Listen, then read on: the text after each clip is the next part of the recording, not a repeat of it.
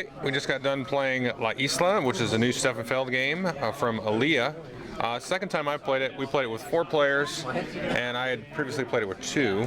And you get a hand of cards, and you get 3 cards, and you design them out, A, B, and D, and then you put the cards in A up here, and you have these little special abilities, like if I collect a frog, I get 3 points. If I place a worker out where there's a hat, so if you look there, there's a hat there. Then in this case, I can move up something on the stock market kind of track there, and then some other ones. We started picking up the game before I started the video. And then the D will actually move something up the track, and if it's in the B, you can see you actually will collect a cube. There's like 10 videos on it already. So let's see what Eric thought of it. I liked it. It's my first play. It's pretty easy to learn. There's a lot of special actions on the cards that will probably take a little while to kind of memorize, but the reference is pretty simple. Overall, the kind of learning time to play time to enjoyment ratio is pretty good. I liked it. And Dan?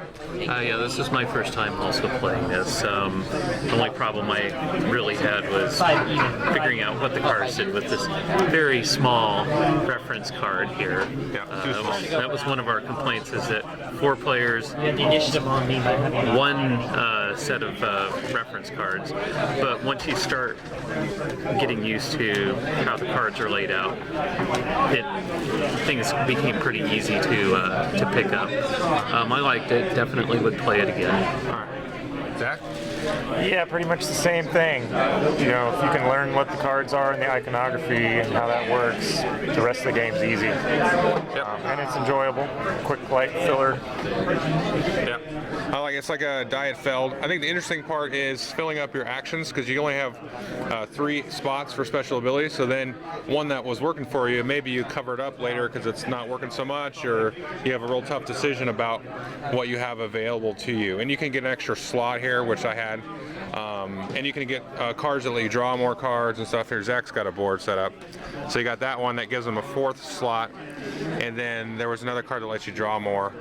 So it's pretty interesting because there's a little bit of working out what people are going to capture on the board. So you can see you got the 4 white little scientist guys there.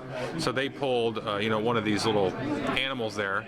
And so maybe black was trying to go for that. And there's a little bit of like, oh, I'm surrounding this area and the 2s and the 3s. So Dan had a big churn where he got the 2-pointer and then these 2 4-pointers there.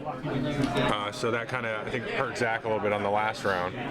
But then you got this whole stock market thing, and if you collect a whole set of all 5, you get 10 points, but you can go really invest in dodos like I did, and I got 20 points just in the dodos there. So there's a little different few paths to victory, and you can kind of tick and gauge whatever you're trying to do based on what everybody else is doing. All right, thanks.